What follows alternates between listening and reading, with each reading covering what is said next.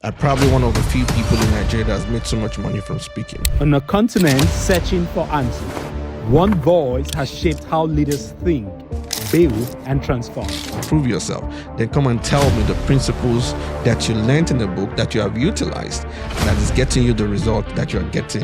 Niyi Adesanya is Africa's foremost leadership strategist, a trusted advisor to CEOs, founders, and executives, and the mind behind 50 Gear Plus Consulting. Take control of what people are seeing, what they are hearing. That's where information is absolutely important. For over 2 decades, he's helped organizations rethink culture, rebuild systems, and unlock performance, driving growth of up to 313% across businesses.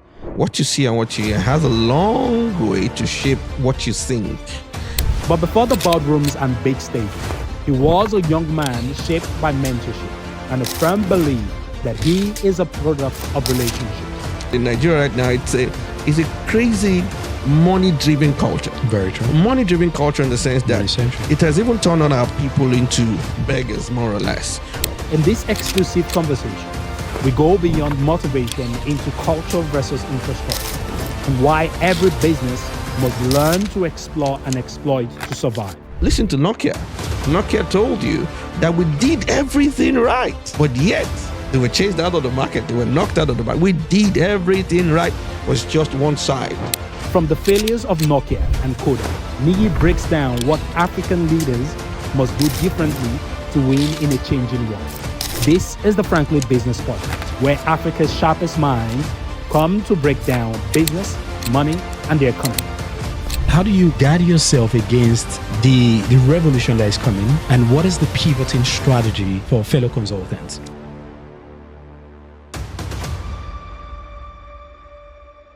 It's another episode of the Frankly Business Podcast, and I'm sitting with an icon, my role model. I'm just going to go straight into the heart of the conversation. Mr. Niyi Adesanya, you're very much welcome to the Frankly Business Podcast. Thank you, Frank. When I hear all those things, I'm a lot humble, and then I must say, good work you're doing. Thank you, sir. Fantastic program, and I believe that people recognizes what you're doing and the impact you're making with this podcast, and pray you go viral. And pray that people start recognizing you, not just in Nigeria, but in Africa. Wonderful work you're doing. Thank you. Great Thank work. you. Thank you very much, sir. You've been doing an amazing work in the African entrepreneurship landscape. You're one who you have the biggest conference that you have C-suite executives. We call it BootCamp. You bring about 1,000 C-suite executives with tight schedule. They come, they pay millions and millions of naira. And be careful about the millions of naira. Tell us about your journey. Let's get to meet you. How did all of this shape out? Okay, good. Let me start by saying we're now up to 1,000 people gathered in a day, but hopefully this year we'll be able to get above the 1,000 people in a day. We've done over 700, and I think that's about the biggest paid event. I mean, paid event. It depends on the kind of paid event you're talking about. Yeah. When it's a 20,000 naira paid event, it's a different ball game. When you have over 700 people that are doing some numbers, I need to be very watchful. Yeah. But definitely it started from the place of wanting to make life better. And then many people who know me knows that, I came from the church background, which has shaped me and formed me. And then when you are from there, you always want to give back to the society, and that was the vision, that was the drive, and then that was what made us go out. I mean, we started from going to the campuses and then talking to the students and the campuses as far back as 2010, 2007, and they went to Wilberforce Island, Amasoma for free, and we did that for 3 years before 2011, and 4 years. 2011, we got in contact with the telecoms company, and then we taught over 60 to 70 tertiary institutions all over Nigeria, over 100 times. There's some schools that were repeated like 2-3 times.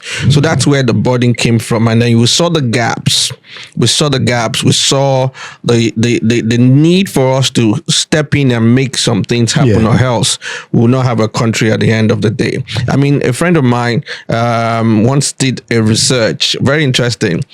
She went around the campuses, and then she was asking about corruption, that if they become leaders, will they embrace it or not?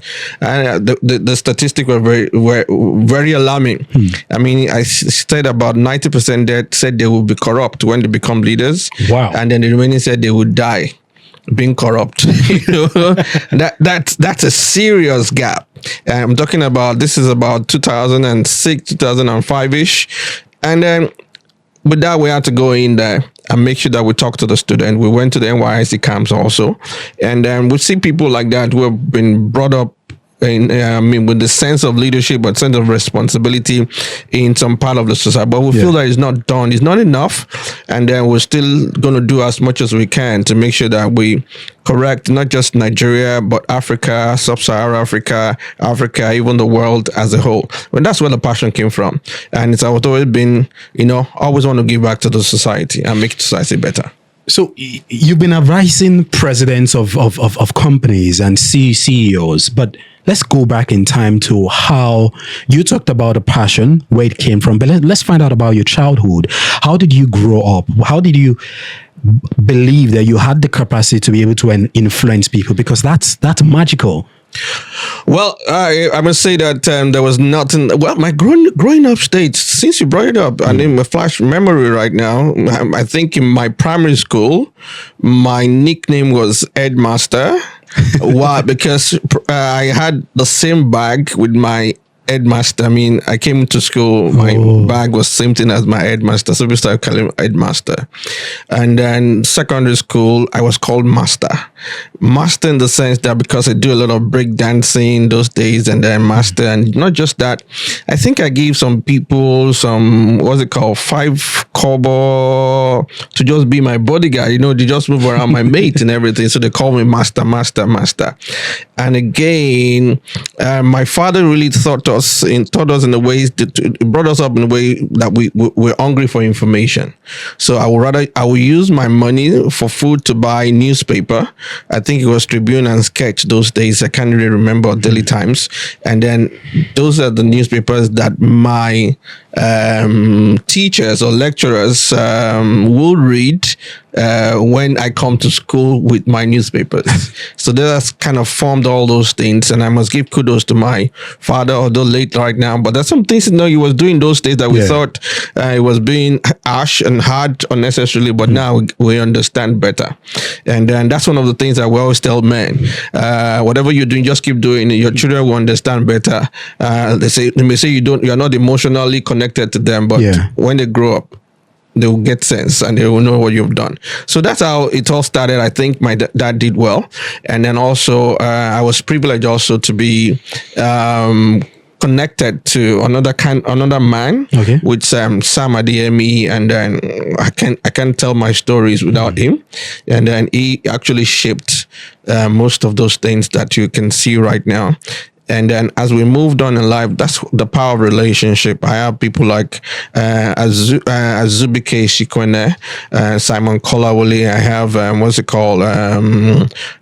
Aguiroku, Yemi Adedeji. I mean, people like that in your life that just pop up and then they help you shape the life and put you in the right perspective.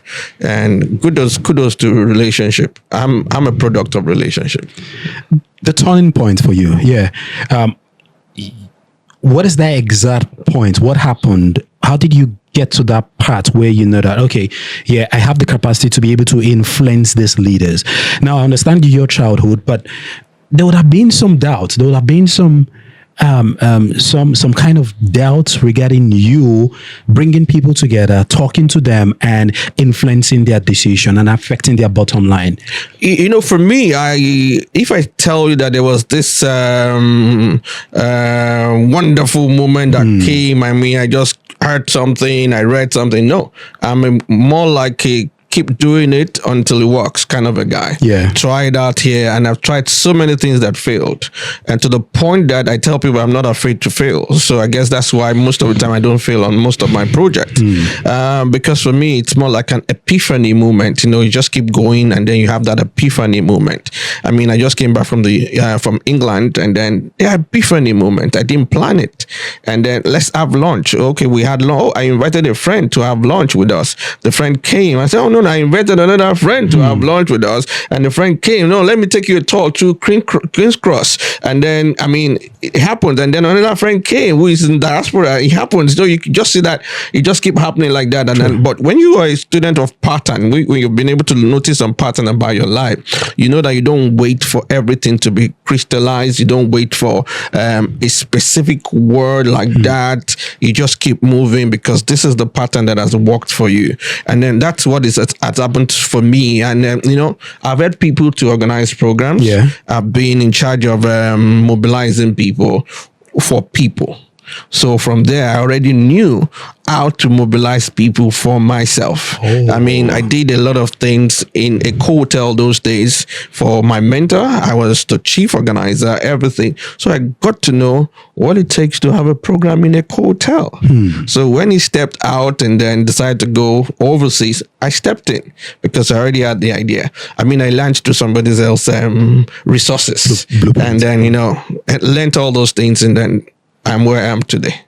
So let us now talk about Africa in general. If you look at the African business landscape, there are a lot of issues bedeviling the economy. There are a lot of issues bedeviling Africa. Africa is affected with poor leadership. It seems like a conundrum. You hear the conversations around, oh, Africa is the next big thing, or Africa arise. At the same time, when you come in, you see a lot of problems. How would you? What's your take about Africa and leadership? How do you think we need to address it? What are we doing wrong? I think the first thing we need to pay attention to when it comes to Africa is the kind of information that we have at our disposal and how relevant are those information that we have. And then, you know, entrepreneurship is solving problems. Yeah. And then once you're solving problems, and problems evolves. And then once problems evolve, your solution also must evolve. And then same thing with leadership. Leadership evolves. The need of the people evolve. So leadership has to evolve. And then we are still trying to do leadership the way we've done leadership in probably in the 18th or the 16th century, which is more like, you know, authoritarian kind of leadership. I say it and you must listen to me, but it's just not done like that anymore. Especially with the advent of the Gen Zs and the Alpha generation right now, you know, they can't take all those things from you. So what we need to do is to ensure that there is enough relevant and time-tested information and principles that are in the society and people can listen and know, because you see all those things happening. Now, for instance, when you look at the government, what the government is doing, people still feel that they're not doing well. They're not doing the right thing because we do not understand what you look out for when it comes to leadership. When somebody comes into government and takes some bold step that has never been taken before, removing some subsidy and all those things that have never been taken before, making sure that the Forex market doesn't have 3 different buying points and everything. So those are bold moves. But because our people have always been taught that the reason why, the only way you know a working government is when you see road being fixed. Not knowing that there are 3 things when it comes to development. There is culture, there is system, and there is infrastructure. We can't just focus on infrastructure alone. You must correct the system. That's what the CBN is doing. That's what the finance is doing. And they're correcting the system, making sure that we have enough inflow and outflow. And then again, the culture, the way our people think. I mean, I was watching Lincoln Yoon being interviewed, and how he was able to change Singapore. And he was saying the story how, I mean, when you build skyscrapers and then you go bring people from the shanty to live in the skyscraper, you know, the way they behave in the shanty is different from the way they'll behave in the skyscraper. So that is the infrastructure. But again, if the mind of the people, if the culture, if their attitude, their behaviors is not worked on, then they come into that building, and then before you know what's happening, it's going to be a disaster. Now we see that also in some African countries. So you go to South Africa, you go to is this Ebro, and then the city center those days. You see what happened when people move from a place and their minds are not reformed and shaped. They moved into a place, they mess it up, and then you can't even go to some places, even Santin and everything like that. So you see that, and then you realize that the most important thing for a government is to first work on the culture and work on the systems, and then before you even start doing infrastructure. My brother, Abuja Kaduna rail train derailed. Why? Some people took the rails from there. So what do you say? Some people are already removing some of the things that were put there as a second Niger bridge and everything. So you can put the infrastructures in place. If you do not change the way people think and the way they do things, forget it. You're not done anyway. That's why I always tell people when it comes to governance, from 1999, everything, my best governor so far is Donald Duke. Because Donald Duke changed the orientation of a whole state. Not based on infrastructure, not not Tinapa, not Obudu Katu Ranch. I mean, change the whole orientation of a country, of a state to tourism. Ability to accept people, make them comfortable in your state, and before you know what's happening, that drove a lot of tourism to Cross River State those days. And those are the things. But if the people are not well enlightened, they will always be looking for the mundane, not looking for the major thing, looking for the crumbs, not looking for the real bread. I mean, you see that happening everywhere, even in the traditional setting. I mean, there's a king in the southwest, Nigeria right now, who came into governance, who came on the throne. Yeah. And then because he doesn't understand leadership, doesn't understand that leadership in the 16th century is different from leadership right now. You can see him trying to decide whether he's the strongest or he's the senior and everything, which is not advisable. Yeah. What you do when you occupy any position is to ensure that your first 6 months or your first 12 months, even if it's an everlasting, you're going to be there forever. So what you do is to see, how do I make the life of my people better before I start saying this and that? Because we've always thought that leadership is you being in charge. No, leadership is not you taking control. Leadership is us giving you control. We have to give you the right to lead us. If we do not give you the right to lead us, you cannot take the right to lead us from us. And I think those are the conversations that needs to be there. That's why I love the fact that I see a lot of leadership conferences holding all around Nigeria, which is going to help us a great deal, because the conversation needs to be out there. People need to understand what it's all about. People need to know what is required to lead, and how do you measure leadership when it's been done properly or not done properly. If we go back in time, you talked about the mindset. How can we change the mindset? I want us to be very practical now. You mentioned someone from the shanties. You're trying to bring that person you're trying to elevate the person's mindset to be able to handle some things, build capacity and all that.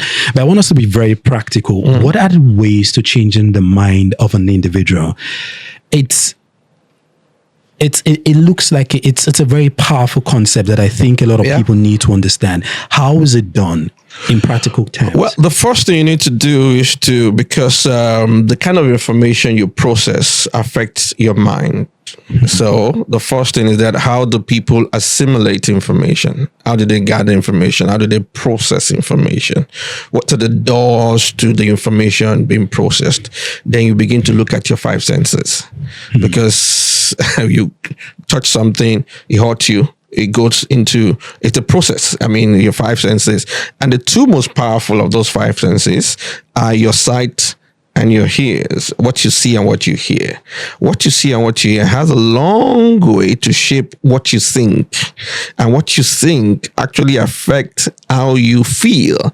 How you feel affects how you behave, and how you behave eventually affect the environment that you are in.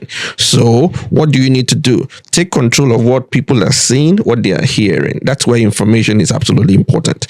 And then media The media must be able to feed the right information. The blogs needs to be able to feed the right information. The classrooms need to be able to feed the right information.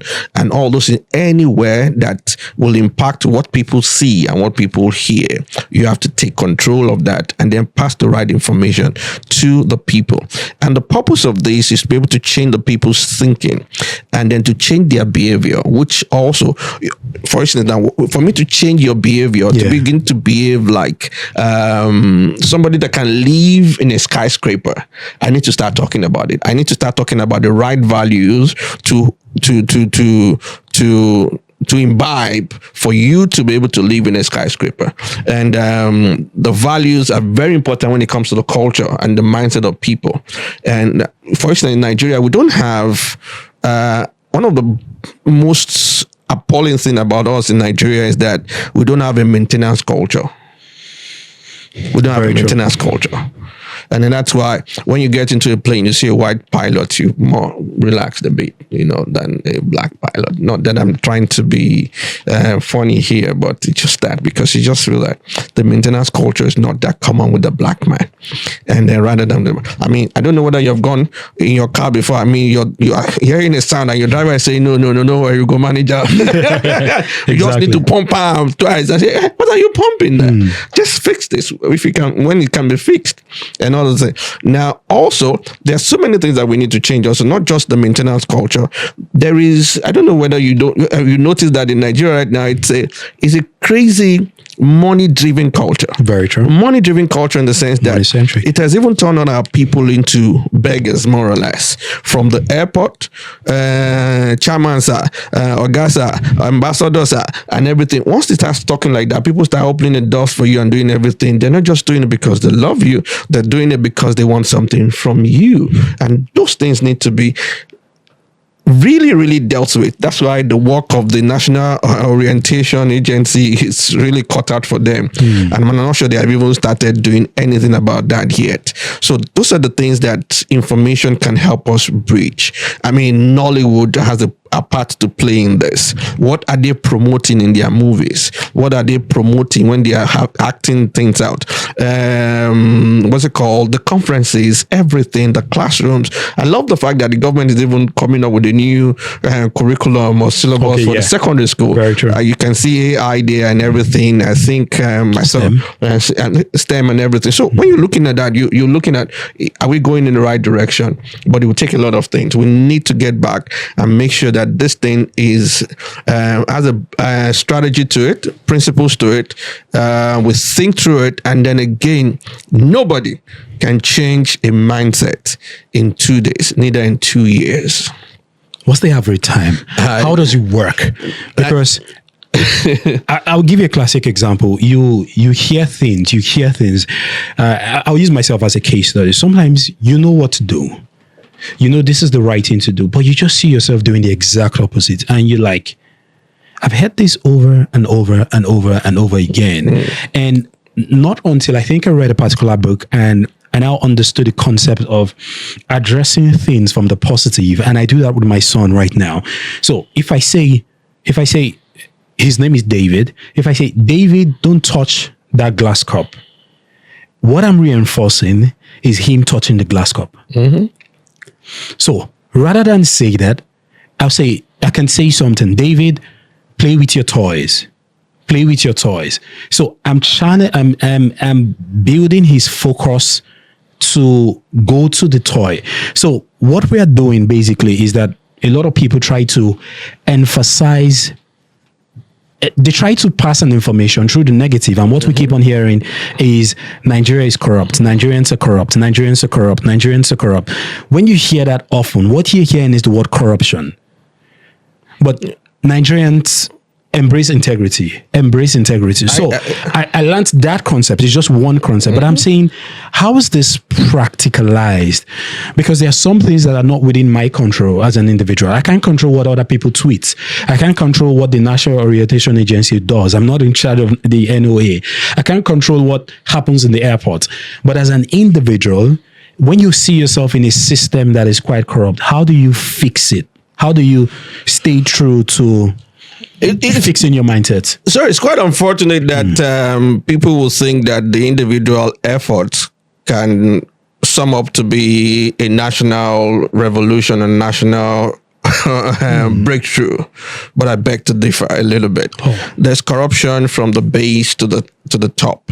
So when someone is in coma, what do you focus on? Are you focusing on the leg to walk, or the hand to walk, or the brain to come alive? You want to make sure that the brain is alive, then the heart is working. And then before you now start talking about, okay, how do we deal with the stroke? How do we massage this so it can work? So same thing with a nation that is in our situation. So trying to make an individual deal with their own circumstance individually may not work, would not even work. So we need to have sound leadership. We need to just have somebody in there who can start from the head and bring it down to every aspect of the nation. So is it bottom up or top bottom? I think top bottom. I've always been an advocate of bottom up, but I think it's top bottom. Why? What changed your ideology? Because number one, like I said, the analogy of a human being in vegetable state, unconscious. What are you fighting for? The brain to come alive and the heart to come alive. That's the first thing. Not even the legs, not even, we'll deal with the legs later. That's one. Two, when you take the story of Singapore, and then I just told you, I mean, Lincoln Yu was telling the story of skyscrapers and people will come in there because their neighbor is said something that offended them. I mean, they're living together. They want to pee inside the elevator so that it will be smelling when somebody else comes there, just to discomfort everyone. So what did they do? They now decided that they develop a technology that once you pee into that, the elevator will stop and then you'll be arrested. So, and the people now got more sensible, more or less. And then they will now get to their floor, leave the door open and pee inside it so that at least the technology will not work, because when you close it and when you're looking for the person has already left. So Lee Kuan Yew said that they had to create a CCTV camera so that they can also do that. As people were innovating, the government was also innovating to get the people. But the most important thing is that until you begin to work on that mind and everything, you will not get anything done. Now, for me, aside the fact that, you know what, individuals need to do this and everything, we need to be on this game for a long time. Nobody can change the culture of a nation in 8 years. It's pretty difficult. 4 years. We don't even do it. I mean, the government doesn't even do it for 4 years. They do it for 8 years. They do it for 4 years, because most of the time, the first 2 years is what you work. The next 2 years is what you do with campaign. And then the next time, the next 4 years, you don't even do anything. In other words, I'm not coming for a re-election. So I don't need to perform anything like that. But when you look at Singapore, for instance, Lee Kuan Yew was there for a very long time. Was very, very long time, and he was able to bring in a lot of ingenuity into brought into a lot of ingenuity into the society. And Singapore is where it is right now. And then you see all the Dubai and everything. They have one ruler from father to son to son, and everything, father, like that. Saudi Arabia and everything like that. Now, I'm not saying that Nigeria need to do that, but we need to find out way this will work. And I believe that people that always say that no, they don't want Godfatherism and everything, probably could we even try that and see whether if it could work, and then not just 8 years and there's a continuity like that going on and on and on. I mean, when you look at it again, when it comes to infrastructure, you could take Lagos State as a very advanced state when it comes to infrastructure. Now, knowing fully well that Lagos makes a lot of money, internal IGR and everything, more than any other state. But nevertheless, it was orchestrated by, it started somewhere. But could it be that the development that we are seeing in Lagos was because there is more like a continuity? Could it be? So once we want to change something, it has to keep going on the air for a very long time. Now, a good example is this. A child is born with a clean slate. His tabula rasa is clean. So the child is formed. between ages 0 to 7. So whatever goes in there at that point in time is what actually forms the foundation of the child's response to anything. So the question now is, what did we do? What did they do to us when we were age 0 to 7? So if you don't do the right thing at that point, now you have to be putting off a lot of fire and you have your work cut out for you. Very true. So if you look at the 7 years and then we look at the educational years of a child, you have a child starts schooling, I think 6 years or something. I don't know how it is now, right now. And then you have 6 years of primary school. Am I right? Yeah. 6 years of secondary school, that's 12. And then you have probably 4 years or 5 years. Let's just say 4 years of university. And then if you do the nursery school and everything. So when you look at that, those are the years of you being formed. From your 7 years to your 6 years, your 6 years to another 6 years and everything. Changing people's mindset would take a lot of time. And one thing that we don't have when it comes to our own leadership here is that we don't plan long term. We plan only now. When you see road being built, it's just for now. We want to see leaders that are talking about 100 years that they will not even live in. What are they going to do in 100 years? And there's something called the law of time perspective. It says the longer you put into consideration when you're planning, the better off you are than somebody who put a shorter year into consideration. So if you plan for 5 years, you can never be better than somebody who plans for 50 years. I mean, you're planning for a 50 years that you will never live in. That tells you the kind of mind that the leader, because the leader leads not just his generation, he leads multiple generations after him. They want to have a legacy. Leadership leaves legacy. They don't leave infrastructures. Leave the infrastructure will now spell my legacy good about it. But I want to leave something that can last generation. And then you can change mindset in 2 years. You can change mindset in 4 years. You can change it in 8 years. You need time to change it. This is very profound because it takes me to the world of business. I was reading something the other day and I got to find out that Elon Musk, he bought the domain X in 2017.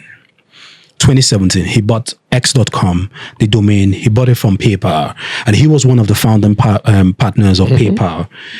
And it looks like he had seen the vision of him taking Twitter and converting it to X, because he said personally that he has a close affinity to the letter X and all that. And even his son, in his son's name, there's X there and all that. That's the power of vision. That's how people seeing things, not just short term, but the vision is 20 years, 30 years, in decades, in centuries. How can Nigeria is flooded with a lot of small businesses. Somebody starting business on WhatsApp. You see small businesses, and we run an informal sector. How do you think we can structure our businesses now to be more long term and have a vision to cater to the next generation and the next generation? Let's talk about our businesses. Yeah, awesome. I tell people this, that every organization must be ambidextrous. There's something we call the ambidextrous strategy. Every organization must have that. And being ambidextrous is your ability to explore and exploit. Now, those two angles must be structured effectively and staffed. Now, exploitation is, okay, I bought a land, I cultivate the land, and I get the best out of the land. I'm waiting, what can I do with the soil of this land? Can I turn it into sand to build? Yeah. Can I create a farm out of this? I cultivate the land. I mean, you just think about how you can get the best out of what you have presently. And then there's the other side of the exploration. And exploration is you thinking about where is the next thing to do? Where is the next place to go? Where is the next project that we have to accomplish? And I always tell people this, you need to have a head of operation to help you with the exploitation, whilst the chief strategy officer, which is the CEO, is talking about exploration. Now, if you don't combine both as a businessman, you may do well now, but I can assure you, 20 years, you're nowhere in the radar of achievement of business at all. Now, listen to Nokia. Nokia told you that we did everything right, but yet they were chased out of the market. They were knocked out of the market. We did everything right. It was just one side. They exploited Nokia 3310, Nokia this and that, but they failed to realize that there is something coming. It's called the smartphone. It's called the operating system. Now, how can I play in that game? Kodak did everything right. But where are they today? So there has to be that point of exploration and exploitation. And most people don't play that game. They only play the game for now. Most of us, we became businessmen because we wanted to solve our immediate problem. Wanted to solve the problem of poverty, or sometimes the problem of not getting a paid employment. So because we didn't get a paid employment, so we now decided to go look for work. I'm going to create our own business. Yeah. And then before you know what's happening, I bought one plot of land, or I got one plot of land from my friend. I sold it. I made money. I turned into 1 acre, turned into hectares and everything. I was selling and making money. Now, because I did that to solve my problem, it didn't make me sit down to now look at it. How do I make sure that I move away from just selling land to building houses? How do I make sure that I move away from just even building houses, commercial, residential to commercial? Yeah. How do I make sure that I move away? I mean, those things need to be, and how do I even make sure that I'm not just building houses? I look at my value chain and see how can I take advantage of any part of my value chain. And after I've taken some part of my, or even all the value chain that makes me build a house and sell, then I start looking at other businesses. I start looking at probably, can I stick my neck into finances and then see if I can start 1 or 2 banks and everything. Oh, can I look at tech and everything like that? And all those things, that's where exploration comes in. And most people, they fail and they plateau because they only exploit, they do not explore. And exploration, you're thinking 20 years, you're thinking 30 years. You're asking yourself the question, you have a very robust team with you, thinking through it and asking them, what should we be doing? What will the world be turning into in the next 5 years, in the next 10 years? There's a lot of artificial intelligence now threatening everybody. Yeah. I mean, everybody. So what do we need to be doing? How do we need to approach this? And there needs to be strategic meetings concerning that. I was privileged to speak at a board of directors retreat of one of the highest regulatory bodies in Nigeria. And then I was so blown away because I thought they would be talking about how to make more money for Nigeria and everything. They were not talking about that. They were talking more about culture and AI. I mean, for the 2 days. I mean, culture and AI, because they're just getting ready. Because that's what those people need to be doing. When we come to management meeting, they can be talking about exploitation. But we have to start thinking about 10, 15, 20 years. And every organization that is not thinking 10, 15, 20 years or 30 years, that probably you would not even be living in, is not ready yet. And then they will fail. 20 years, 15 years or 20 years, they will fail. Because what will come at them, they will not be ready for it. Let's look at your industry as a consultant, and you consult for companies, you consult for boards and C-suite executives.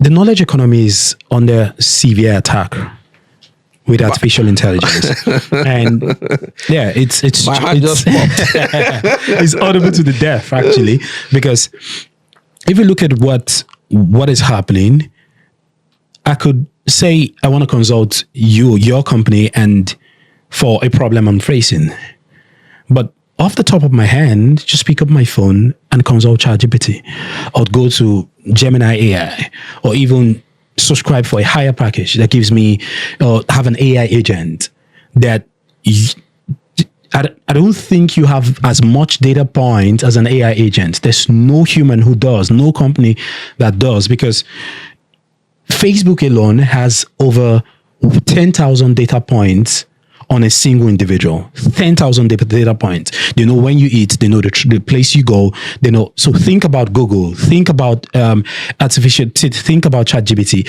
They have more data points than any company in the world.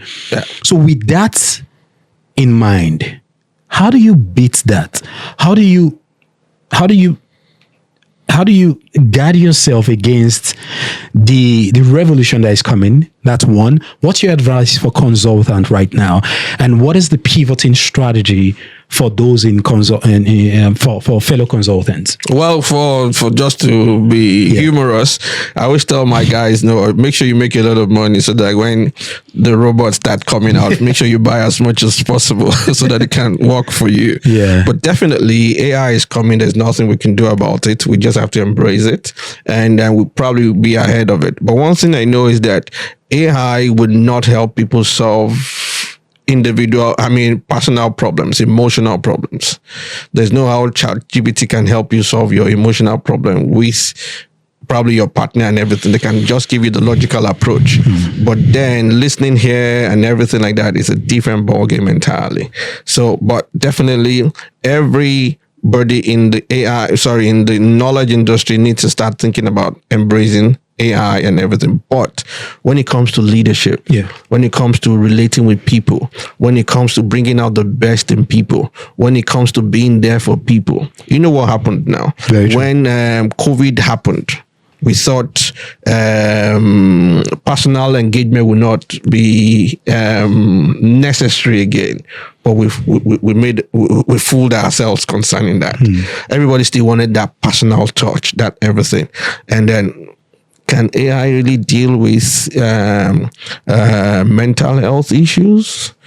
Can AI really deal with a child that is being neglected by their family, their parents? Can AI really take care of they can deal with the health thing, but when it comes to the emotional thing, I don't see that yet with AI. So there's a place for people to dwell. And again, like I said, once you explore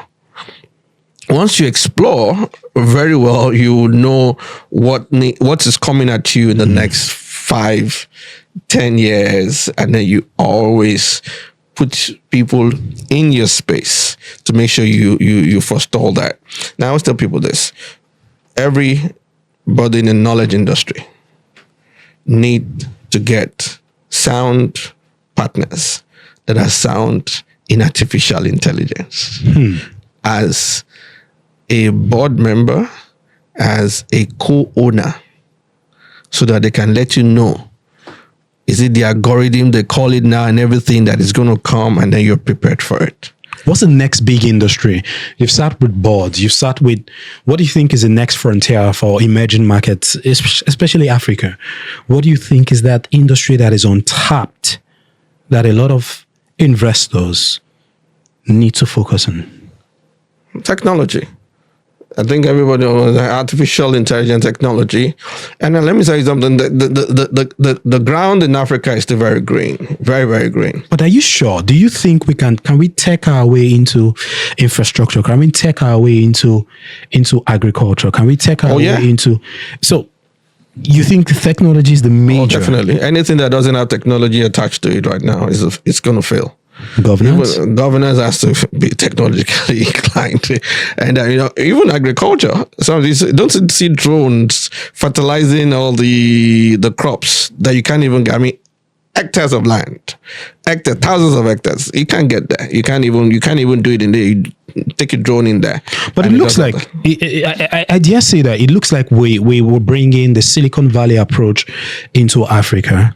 We're trying to tech everything and jump the process of industrialization.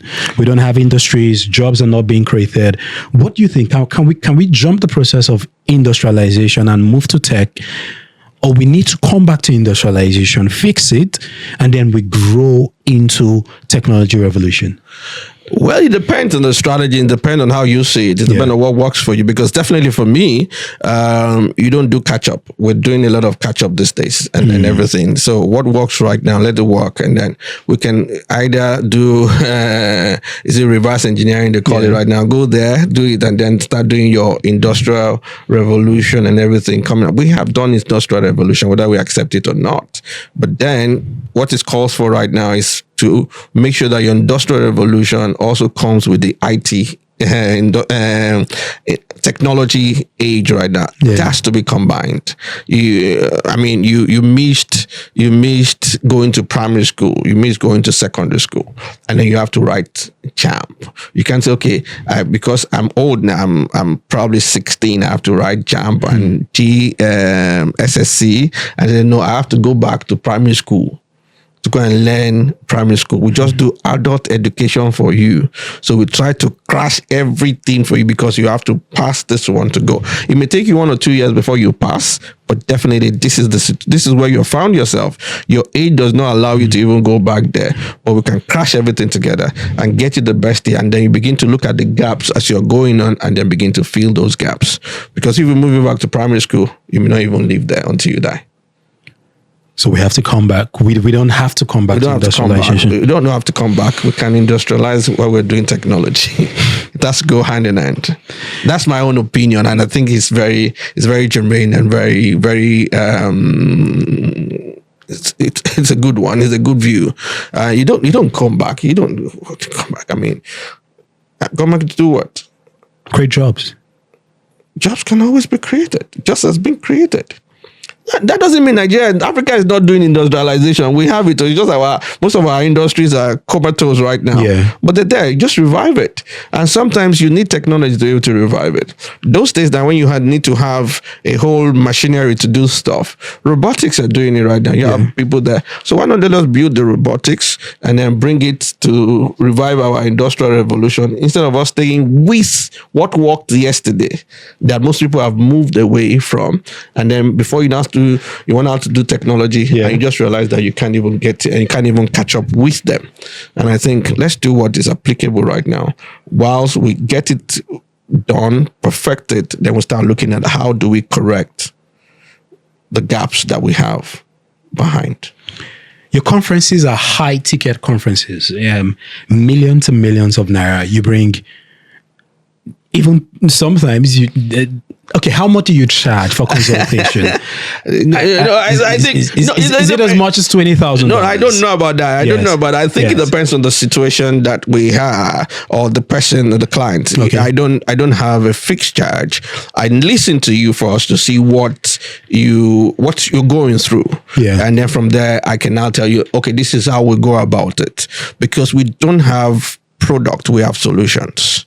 We always listen first, do a proper diagnosis, then before we know, okay, this is what you would need, and that would determine the price range that you will come. Because I can tell you that you need to buy, you need to fix your sickness with a Panadol, and then I realized that there's something else happening to the kidney that is making the headache. So you need to look at that, ask all the question, do a proper diagnosis, and then from those diagnoses you can now decide, okay, this is what it is, that is what it is, this is how we go about it and everything. So we don't actually have a fixed price, but the reason why I'm asking is because you've been able to crack that code into making a business out of a passion.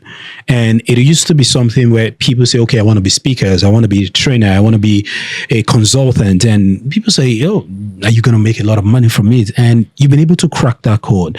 Imagine even superstars have not been able to do that because they have events and people that come, they pay 5,000 ticket fee, 20,000 ticket fee. But with people paying in the millions to just come listen to you. I don't know where you got this your million from. Don't let FIRS be looking for me. Well, but what I'm just saying is, can you demystify the business of consulting? A young guy watching us right now, he wants to go into speaking. He wants to become a consultant across the length and breadth of Africa. And he also needs to make sure it's a viable business for him and know the future in that. How do you think Well, for me, I think it's a viable business, and that's why we're out. That's why we're doing what we're doing. Yeah. We're actually doing a lot to make sure that it's an acceptable career path for people, and money can be made. And then for me, I have my vision, and that is to make speaking, motivational talks, consulting, keynote speeches be a career path for young people to go through. Yeah. And then we've invested so much in making sure that we turn it into an acceptable career. We've spent so much on branding, so much on our events, just to take it to that level. I mean, we take our event to the most expensive venues in the city. Anywhere we go to, one of the most expensive venues, just to speak that language to the people who are the elite, because until the elite accept what you're doing, you're not doing it yet. So we need to let them know that this has come to stay. But I would advise every young person who is going to go into consulting and speaking and everything, and speaking in Nigeria is not yet bringing the kind of money that you need to make a living out of. So I would advise you to get a job or to serve somebody who's already doing it. Someone like me, I don't just do speaking.